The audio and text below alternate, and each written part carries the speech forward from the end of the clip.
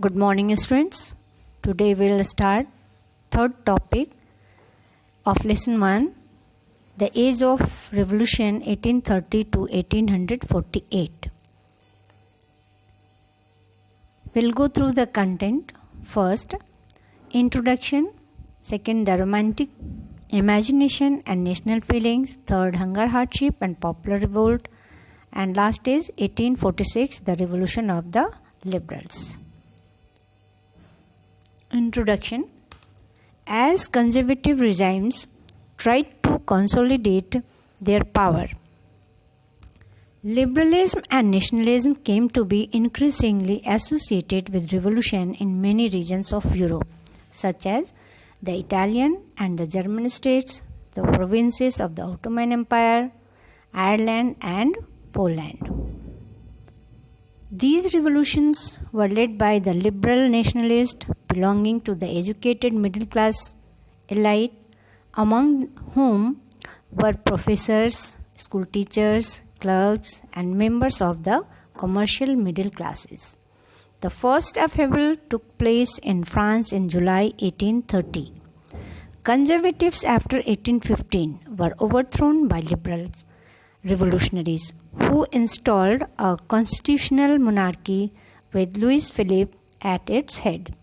Duke Metternich once remarked, "When France sneezes, the rest of Europe catches cold." It means when France started first revolution, it spread revolution in other part of the Europe. Next topic is Greek War of Independence. An event that mobilized nationalist feelings among educated elite across Europe was the Greek War of Independence. Greece had been part of the Ottoman Empire since the 15th century. Revolutionary nationalism in Europe did struggle for independence for Greece in 1821. Nationalists in Greece got support from other Greeks living in exile. Also, many Europeans who had sympathized for ancient Greek culture.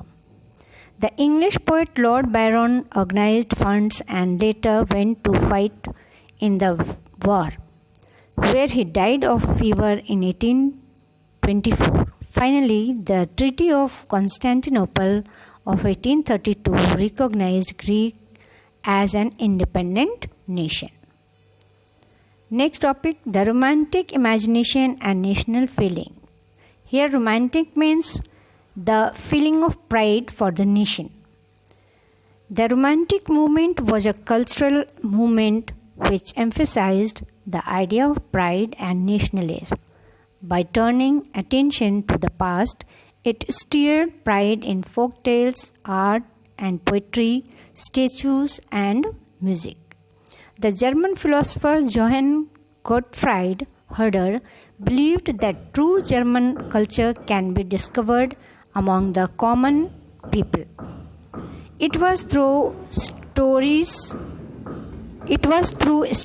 and folk songs, folk poetries and folk dances that the spirit of nationalism was popularized. So, collecting and recording of folk culture became an important part of nation building. Poland was no longer an independent country, but nationalist feelings were kept alive through music and language.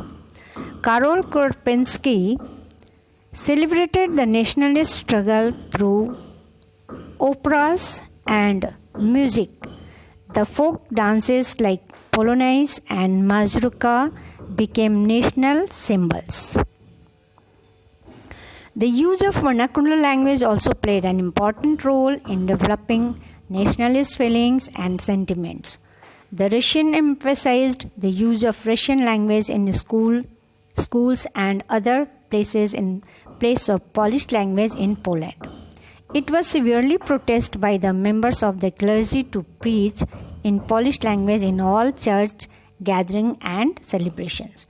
As a result, they were put into jail or exiled to Siberia.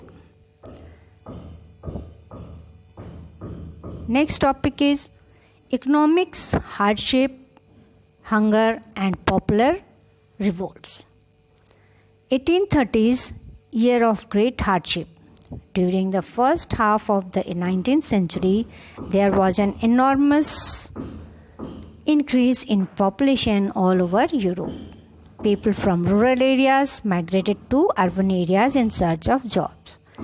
That aggravated the problem of unemployment. In towns, small producers had to face stiff competition from imports of machine-made goods from England, where industrialization had started in the mid-18th century. This was particularly in the textile industry. The peasants groaned under the heavy burden of feudal dues and obligation. The rise of food prices or a year of bad harvest led to widespread pauperism in town and country. So, people revolted in Paris and Louis Philippe was forced to flee. Next topic is revolt in Silesia. In the year 1845, weavers in Silesia had led a revolt against contractors who supplied them raw materials and gave them orders for finished textile but drastically reduced their payment. The journalist Wilhelm Wolff described the events in Silesia villages as follows. In these villages, 18,000 inhabitants, cotton weaving is the most widespread occupation. The misery of the workers is extreme. The desperate need for jobs has been taken advantage of by the contractors to reduce the prices of the goods they order. On 4 June at 2 p.m., a large crowd of weavers marched in pairs up to mansions of their contractors demanding higher wages. They were treated with scorn and threats alternately.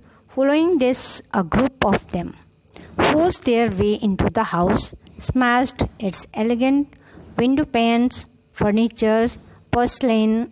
Another group broke into the storehouses and plundered it of supplies of cloth which they tore to shreds. The contractors fled with his family to a neighboring village, which however refused to shelter such a person. He returned 24 hours later, having with the army. In exchange that followed, 11 weavers were shot. Next topic is 1846, the revolution of the liberals. In the German region, a large number of liberals political associations whose members were middle-class professionals, businessmen, and prosperous artisans came together in the city of Frankfurt and decided to vote for an all-German National Assembly. On 18 May 1848, 831 elected representatives marched in a festive procession to take their places in the Frankfurt Parliament convened in the Church of St. Paul. They drafted a constitution for a German nation to be headed by a monarchy subject to a parliament.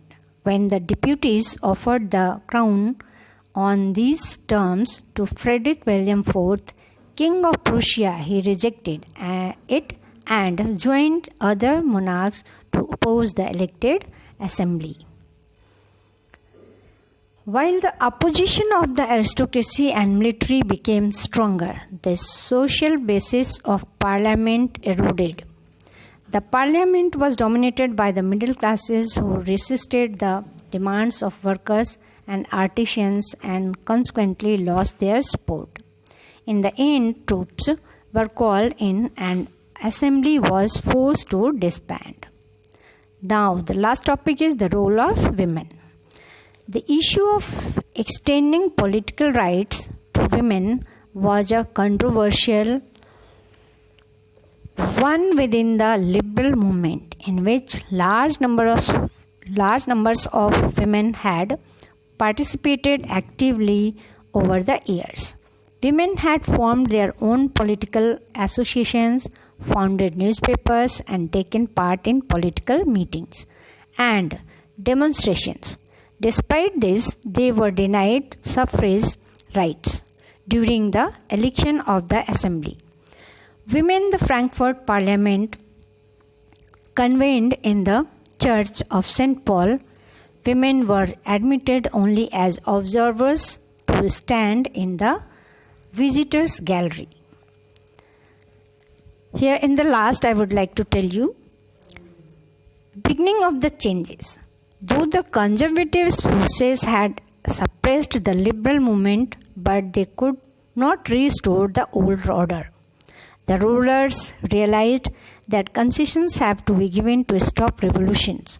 Therefore, the autocratic monarchies of Central and Eastern Europe began to introduce changes, which were already given to the people in Western Europe before 1815.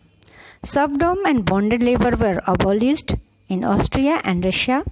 The Habsburg rulers gave more autonomy to the Hungarians in 1867. Thank you.